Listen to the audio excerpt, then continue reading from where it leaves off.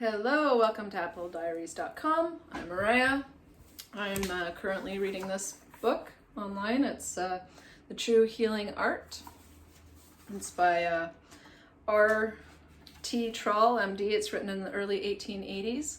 If you haven't seen the first post, please go back and see post number 1. I'm currently reading the introduction. I'm on page 10. And I'm going to continue from the last video. If you haven't been to my website yet, it's applediaries.com. Please like, share, and subscribe to this video so I can be inspired to make more videos, and please go and sign up to my mailing list on my website. I've also got a good blog going there, lots of great content. So I'm just going to continue. Dr. TRALL to Professor Henry. On returning to my rooms and cogitating an hour or two on the subject of diffusing useful knowledge among mankind, I concluded to make one more appeal to the stolid heart and bookcase head of the Smithsonian Institution. The next morning, I addressed him the following communication. Washington, D.C., 487 6th Street, February 4th, 1862. Professor Henry, dear sir, I cannot go home in peace without appealing to you once more. I have no manner of fault to find with my reception, nor your decision yesterday, but I am not understood. I know that if you knew my theme, you would not only permit me to present it before the scientific men of the capital of the nation, but you would invite me to do so. I send you my last school catalogue, in which you will find, on page 26, a very brief exposition of my principles. Also, on page 47, my proposition to discuss my differences with the medical gentlemen of other schools. I can give you, in this city, and in almost any place of the civilized world, ample references as to character, freedom from all, pretentious empiricism, etc. My whole life has been devoted to the investigation of those medical problems and those relations of vital or living and inorganic or dead matter which underlie all medical science and are the sole basis of the healing art. I know, and I can not only prove, but I can demonstrate that I have ascertained the exact truth in relation to each and all of the problems which are fundamental in medical philosophy, and which knowledge the world is perishing for want of. All I desire is the privilege of giving this knowledge to the world in such a manner as will induce it to investigate it and accept it. I have mailed you my program of lectures now being delivered in the hall of the Christian Association with season tickets. Very truly yours, for humanity, R.T. TRALL, M.D. Did I not flatter myself that this missile would penetrate the very depths of the professor's soul? But again, I was mistaken. I received no reply. The professor was as inexorable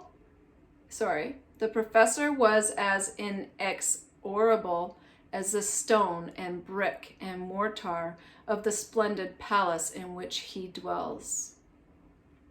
The Washington Lecture Association. There is in Washington City an organization under the above title, composed mainly of the more progressive minds of the place, and embodying a large class of energetic young men of the Down East. Go ahead stamp. Rev. John Pierpont, of worldwide fame, is chairman of the executive committee, and other members of the committee to whom I am under obligations for courtesy and assistance, and of whom I feel it a duty as well as a pleasure to make honorable mentions, are J.K. Herbert, Esquire, attorney at law, J.R.S. Van Vliet, Esquire, of the National Republican, N.B. Deverox, D.T. Smith, and W.A. Crawfett of the Treasury Department, and W.C. Dodge, examiner in the Patent Office. On learning that I wished to make a demonstration in Washington, which would tell on the nation and the world, one of my assistants, Dr. F.R. Jones of New York, came on to Washington to assist, and his services were most efficient. While I was working the wires to get into the Capitol, through the influence of members of Congress, Dr. Jones made the acquaintance of some members of the committee above named, who at once, with generous liberality, espoused my cause. Rev. Dr. Pierpont, whom I had not often met in temperance conventions, called on me and proffered all the aid in his power, but could not give much encouragement that could obviate the finality of Professor Henry's refusal. But on learning the true state of affairs, Messrs. Herbert and Van Vliet, the last named gentleman having been one of my fellow workers in the temperance cause in New York in the days of Washington movement, took the matter in hand and declared that I should speak, and that, too, in the Smithsonian, the professor to the contrary notwithstanding. And I did speak.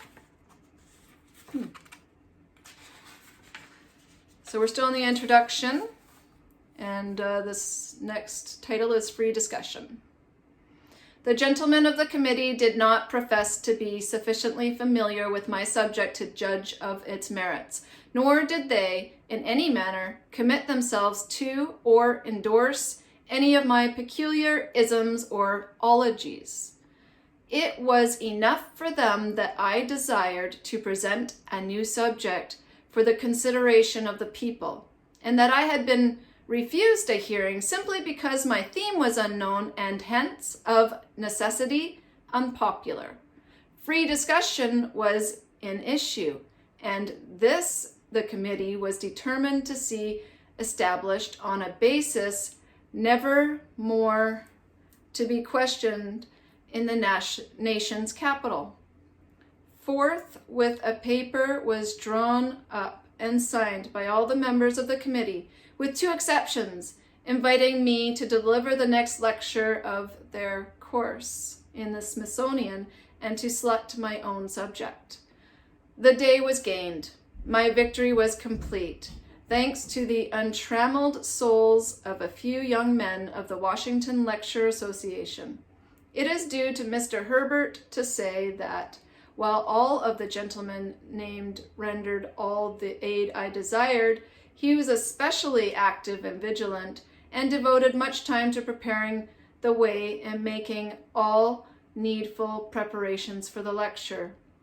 Mr. Van Vliet also exerted himself judiciously and effectively to secure the final success of my enterprise.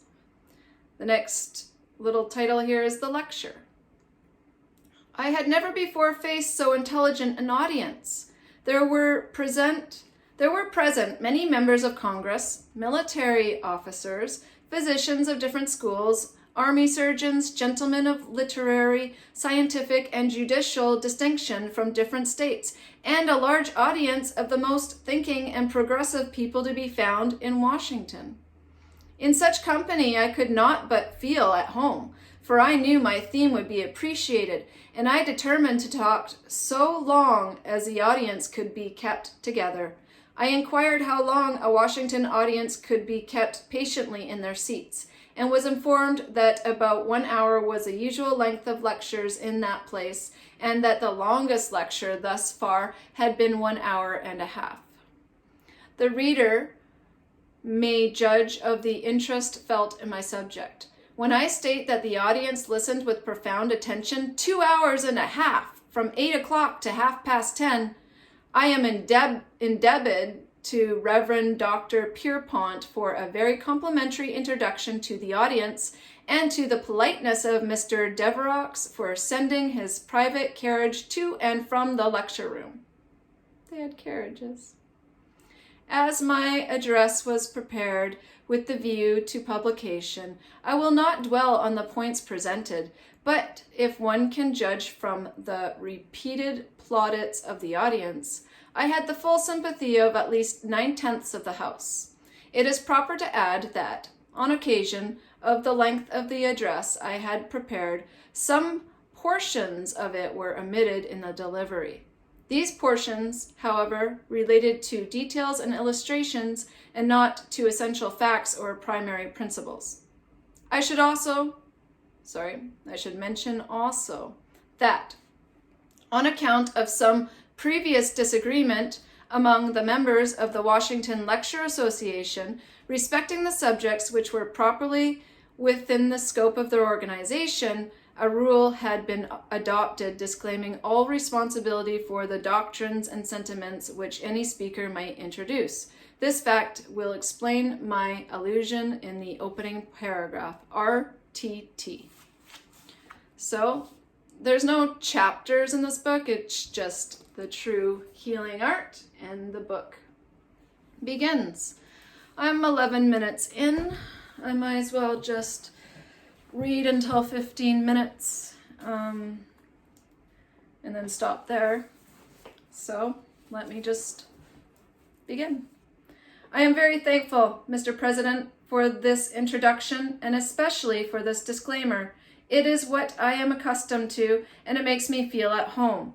It assures me that I am indeed free and independent as I desire to be, that I am privileged to select my own theme, and that I can speak of my own responsibility of my own peculiarisms or ologies, without compromising any association and without involving any individual because of my utterances.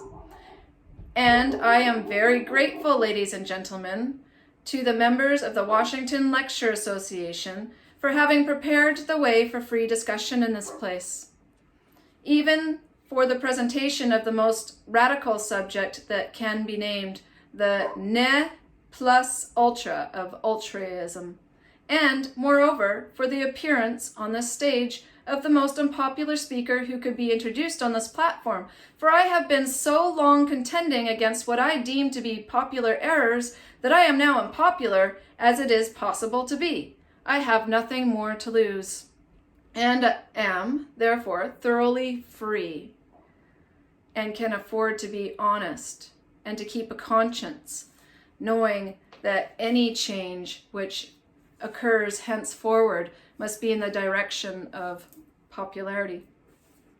When, in the course of human events, it becomes necessary for the physicians of one school to dissolve the fraternal and philosophical bonds which have connected them with another, and to assume, among the institutions of the earth, the position to which truth and nature entitle them, as free thinkers and independent actors, a decent respect for the opinions of mankind, and a conscientious regard for the welfare of the human race should prompt them to declare the causes which impel them to separation.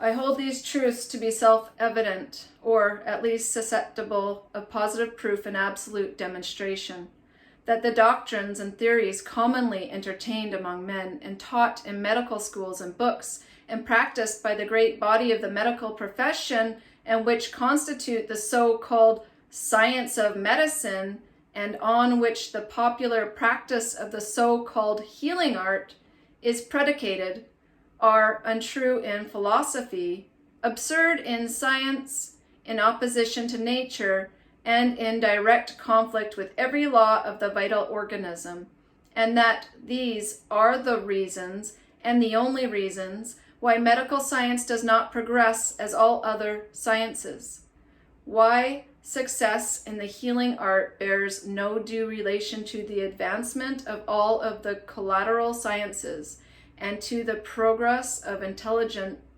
among mankind.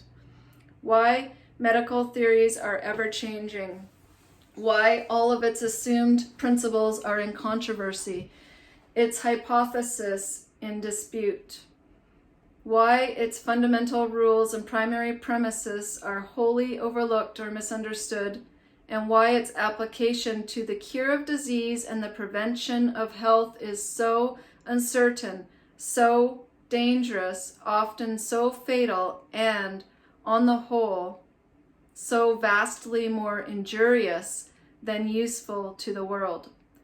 And I claim, on the other hand, to have ascertained the true premises of medical science, which discovery enables me to explain all of its hitherto mysterious problems, even those problems which have ever baffled the investigations of medical men and which are to this day regarded by the standard authors and living teachers as without the pale of human comprehension, to wit, the essential nature of disease and the modus operandi of medicines, and thereon to predicate a philosophy and a practice of medicine which is correct in science, in harmony with all of the laws of nature, in agreement with every structure and function of the living system, and successful when applied to the prevention or cure of disease. I am about to prove the falsity of the popular medical systems. Number 1, by facts universally admitted. Number 2, by the testimony of its advocates. Number 3, by the testimony of its opponents. Number 4, by the laws of nature. 5, by argument and logic. 6, by all the data of science applicable to the subject. These are bold, plain, sweeping asseverations. Radical, aggressive, revolutionary. But I mean all that my words import in their strictest literality and in their broadest implications. It is for those who hear me to judge for themselves whether I make these allegations good.